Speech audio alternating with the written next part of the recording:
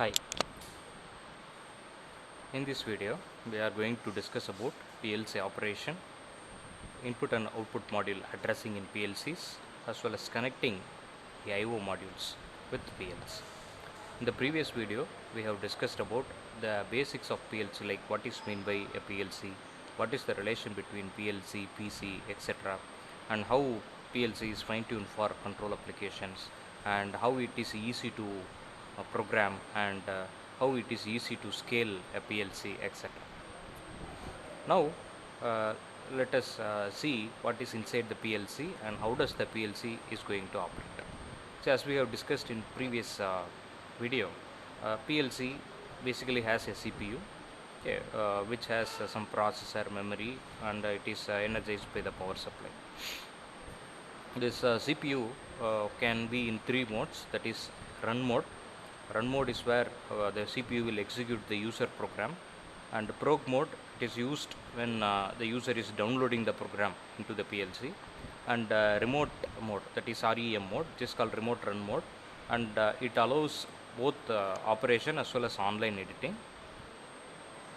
In fact, many PLC supports all these three modes. See, we have discussed previously the memories in the PLC may range from few KBs to MB. Okay, there are different types of memories. For data memory, typically RAMs are used. They are volatile memory. For program, they use non-volatile memory like EEPROM, flash memory, etc. So, if you see the programming interfaces, you can either program the PLC using your desktop computers or PC. Also, you can program using handheld terminals. They also have two categories, that is dumb terminal as well as smart terminal.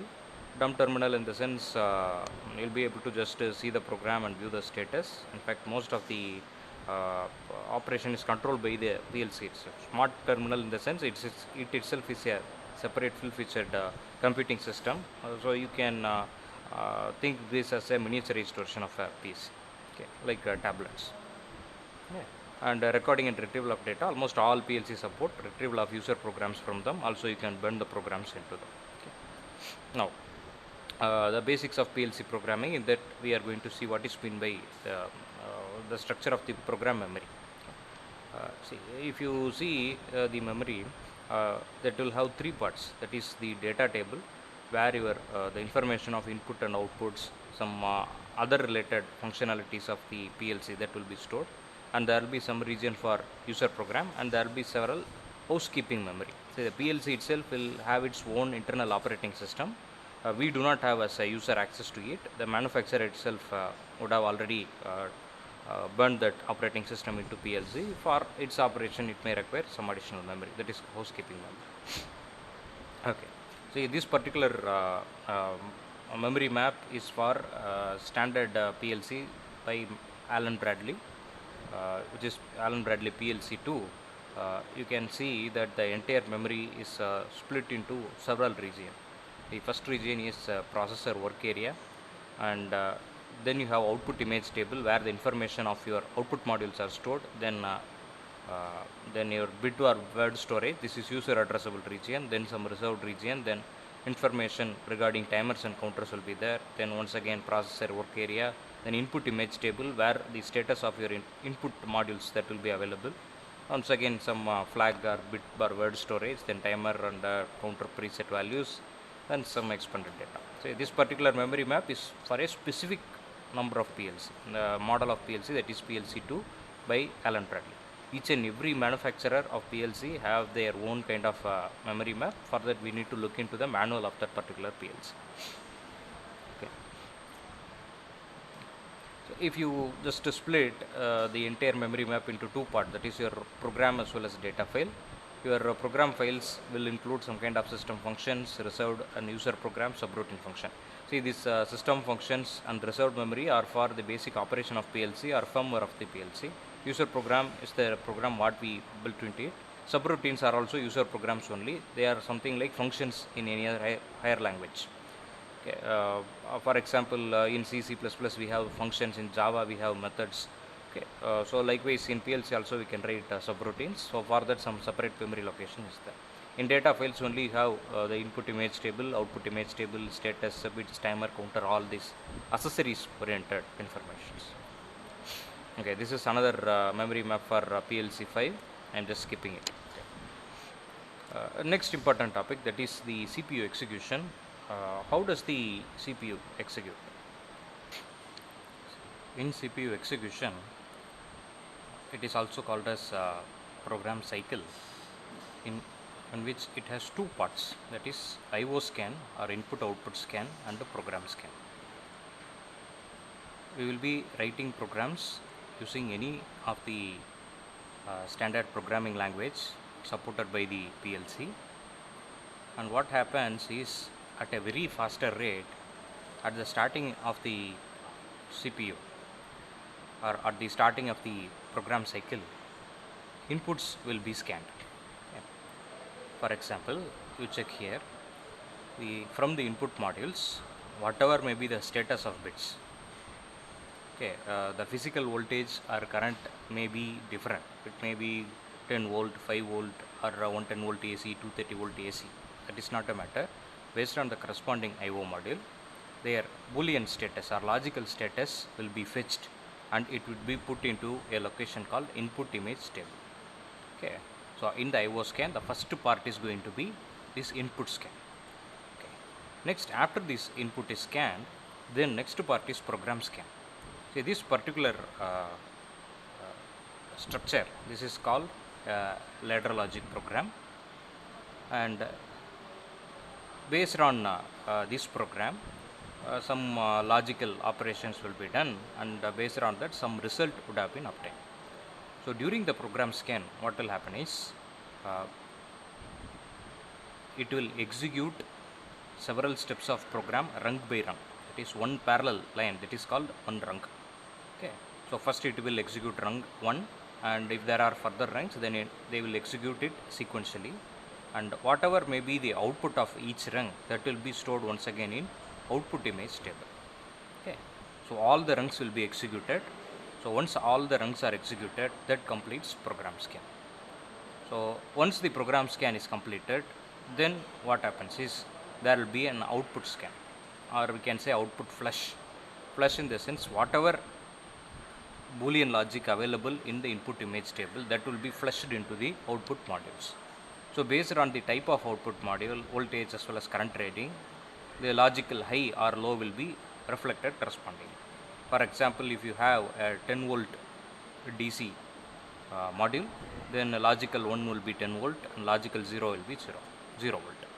Similarly, if you have 110 volt AC module, logical 1 will be 120 volt AC RMS, and 0 will be almost 0 volt or a very less value. So this is what happening at a very high speed. Modern day PLC are having some kind of system on chips inside, and they are fine-tuned to do this process at a very high speed.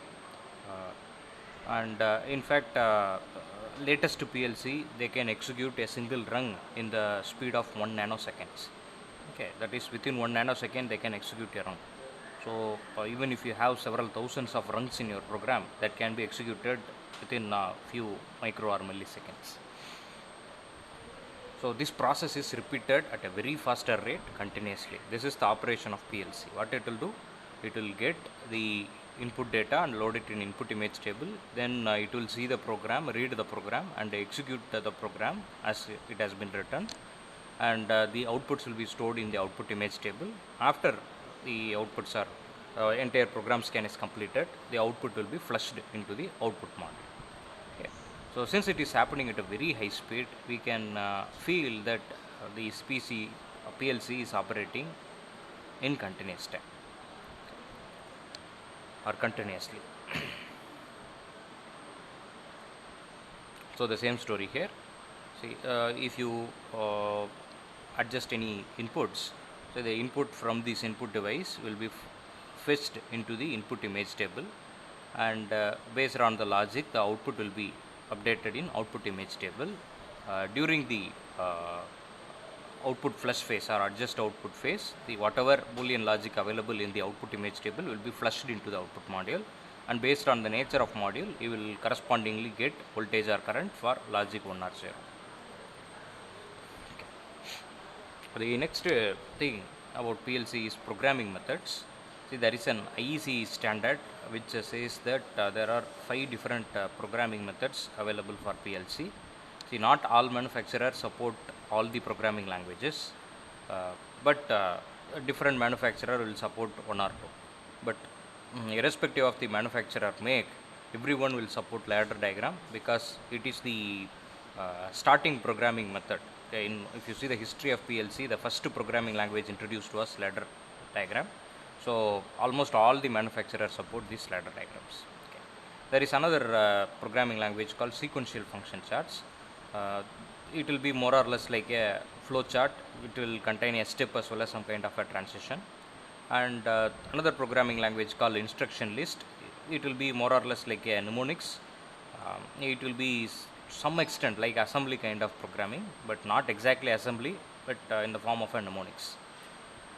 Next, functional block diagrams. Say, I hope you could have studied about the mnemonics, etc. in microcontrollers course. Think about it. Next is functional block diagrams. Functional block diagrams is a graphical programming language where you connect the blocks and you place the blocks and you interconnect them. If you have worked with MATLAB or Simulink, that Simulink model you can think of in some sense as a functional block diagram. Not exactly like Simulink, but more or less like Simulink only. Similarly, LabVIEW also. Okay. So that is that type of programming, graphical programming, that is supported by the language called function block diagram. And last programming language is structured text. It is in fact a higher level programming language which with lots of programming language like stuff like functions, if else statements, loops, then so sometimes object oriented programming, etc.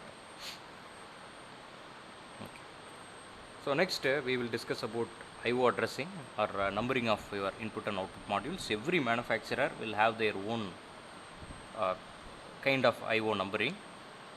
In the screen you are seeing two types of IO numbering for a company called Allen Bradley. For PLC5 they have some kind of numbering, and for Allen Bradley SLC 500, it's a very basic PLC, that also they follow a similar kind of numbering. So every company have their own nature of numbering. So if you are given a new PLC, better to go to the manual of the PLC and study what type of numbering they allow. Okay. So if you see this Allen Bradley make of PLCs, so usually the output addresses will start with O. O represents output. In case of input, it will be I. And next thing is the file number. Okay, so let us assume mostly we will work with 0 only. Okay,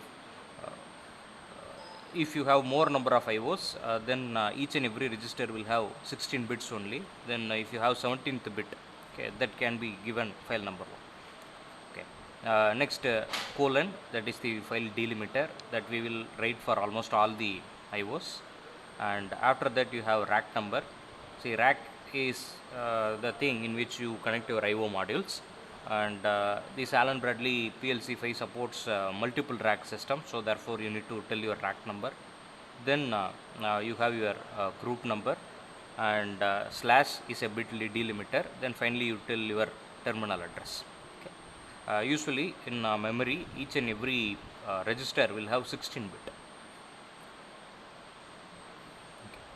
Okay. Similar story is for Allen Bradley SLC 500 only. If you compare this manufacturer, different PLCs of same manufacturer, they follow similar convention. Next we are going to see about a PLC called FATAC. FATAC is a very low cost PLC. This is available in our laboratory. We will be doing few experiments using this FATAC PLC. If you see the pin diagram of this PLC, they always represent the input and output using the variable x0, x1, x2 and so on. So if you see this pin diagram, here you can see x0, x1, x2, x3 and so on to x7. So therefore 8 digital inputs are supported, and the output also if you see y0, y1, y2, y3, y4, y5. So these outputs are also supported. Okay. So for FATAC PLC, this is a very nano level of PLC.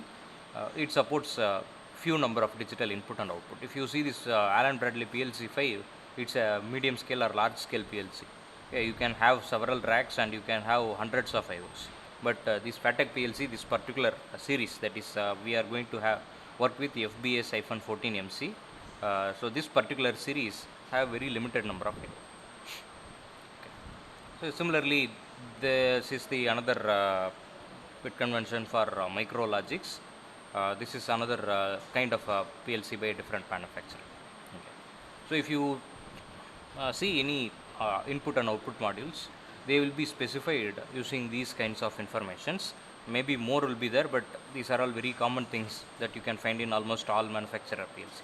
That is, for input you will have nominal input voltage, then on state input voltage. That means which voltage beyond which logical one will be considered. Okay, if you consider 0 to 5 volt, maybe the minimum voltage for one will be 3 volt. So any voltage beyond 3 volt will be considered as logical one. Similarly, nominal current per input, then ambient temperature rating. Say temperature rating is very important while selecting the PLC because they are electronic components. And if you are using a PLC in India and another PLC, same PLC in Siberia it may not work because of the extreme freezing temperature. So for that, it requires a different kind of hardware setup. They may have inbuilt heaters inside, likewise. So we need to properly choose the corresponding IO modules. Okay. Next, input delay. This is related with your transient response. That is, if you give a pulse into the input, within how much second that input will be detected. In case of output, you have similar things like nominal output voltage, then output voltage range, kind of output, that is DC voltage or AC voltage. Similarly, current outputs are also available. So these kinds of things will be there. Okay. So other things are off-state leakage current, number of input outputs per card, then backplane draw current. Backplane is something in the backside of your rack where you can place your modules. And input impedance and capacitance, common mode rejection ratio in case of a differential mode signals. So in if you have studied instrumentation amplifier or differential amplifier, there you hear about the word common mode rejection ratio. Okay, this is the ability of amplifier to reject common mode signal. Usually common mode signals will be noise. Differential mode signal is your actual signal. So in input modules, these kind of amplifiers will be inside, and those specifications will be provided. And the maximum surge current in case of a transient, and the maximum output current per output and module, and electrical isolation, etc. Okay. Next, let us discuss about the connection of input devices. I have taken this diagram from the manual for FATEC PLC, how you need to connect your inputs. Okay. If you see here, this is the PLC in which you have several input points or terminals, X0, X1, X2, X3, etc. Okay, so the input modules may be of many types. Commonly used input modules are push buttons or on-off switches. Okay, push buttons are buttons where if you remove your hand, then the button will be turned off. Okay, there will be a spring inside. Typically in your home, in the motor control circuit, you can find this kind of button. You will have two buttons, a start and stop, and the moment you press the switch, you will have contact. After that, your contact will be lost. Okay, so those type of inputs can be connected like this. I will redraw this diagram. The connection will be like this. This is your power supply plus 24 volt, and this is your input, and this will be connected to corresponding input. In PLC itself, there will be a power supply pin, that is plus 24 volt, and minus of your battery. Okay, this will be minus. So likewise, you can connect several input outputs. Okay. So in automation, there are two kinds of buttons available, as I said earlier. This is a push button, and there is another kind of button called on-off button, our conventional switch. Okay, if you turn it on, it will remain on continuously. If you turn it off, or if you open the switch, it will be open continuously. So this is on-off switch, and these categories are generally under the category called normally open. Okay, what is normally open? NO stands for normally open. That is, by nature the circuit will be open. If you press the push button, then it will become closed. Okay, this push button as well as switch are normally open. Similarly, you have normally closed switch and a normally closed push button.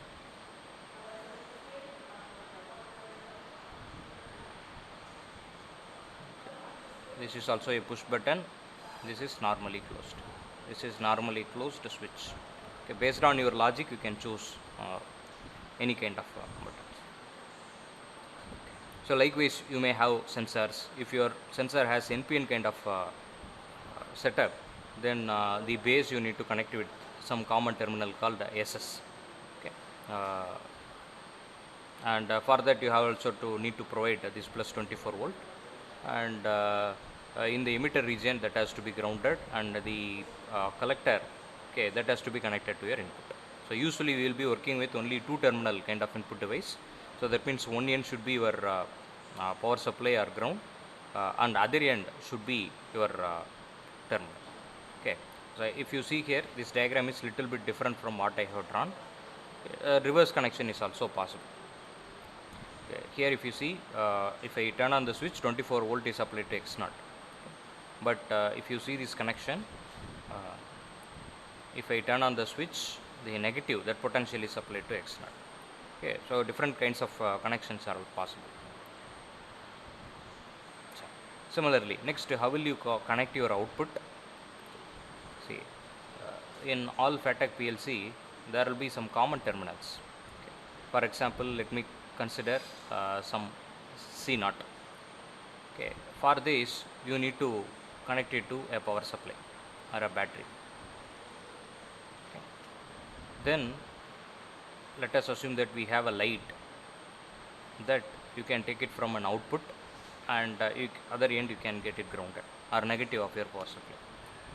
Now what happens is, whenever the internal of the PLC is turning on Y0, that means internally a connection will be established from C0 to Y0, and the current will start to flow from your power supply to your lamp. Okay, so the point to note here is there will be some common point, and from this common point you need to connect either to power supply or ground, and other end you can connect your device. Correspondingly, you can also reverse your direction of power supply. See, I have drawn one kind of structure like this. Similarly, opposite version do exist. That is, here you can ground, and here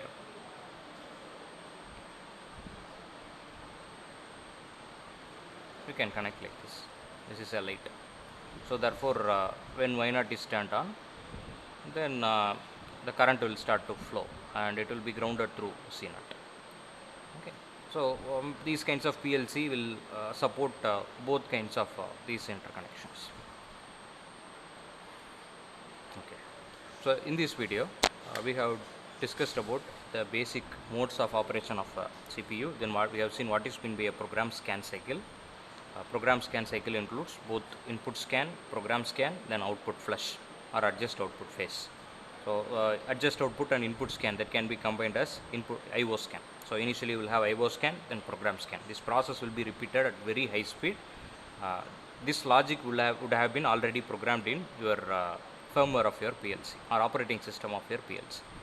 So whatever user program you have written, that operating system will read your program and correspondingly adjust your input and output image table. See, another very important point to note here is PLC always operate based on the information available in the memory or your data memory, that is especially input image table, other memory locations, etc. And output is also, it is flushing towards memory only. So therefore, the entire core operation of CPU is dependent only on the data available in the memory. Okay. So during the IO scan only, your external well data is flushed, and your output image table is flushed to the external well. So in this case, what happens is your CPU operation is independent of external world.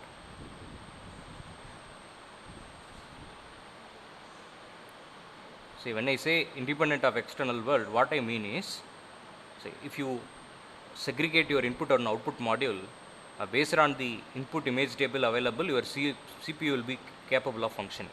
Okay. So where it helps is, usually some kind of optical isolator circuits would have been developed in input and output module. So the advantage is if any input module, particular module get failed, then what happens is even with that module your CPU will function. Okay, only that particular part will fail, your CPU will not get affected. So because of that, as well as since your entire operation is based on your data available in memory, then programming is very easier, and it is possible to get the status of your output. For example, if I have an output like this at y0, if I need to check the status of my output as a condition in my input, I can just put it in my program as an input statement, okay, or conditional statement.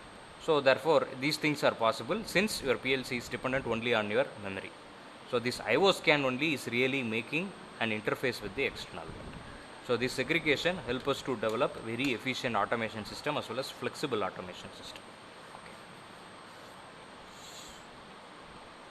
I hope in this video you could have understood what is meant by the operation of PLC, what are all the different modes your PLC will operate, how it will operate, what are all the different memory regions available, and how your input and output modules are connected. In the next video, we will discuss about some basics of ladder logic programming language. Thank you.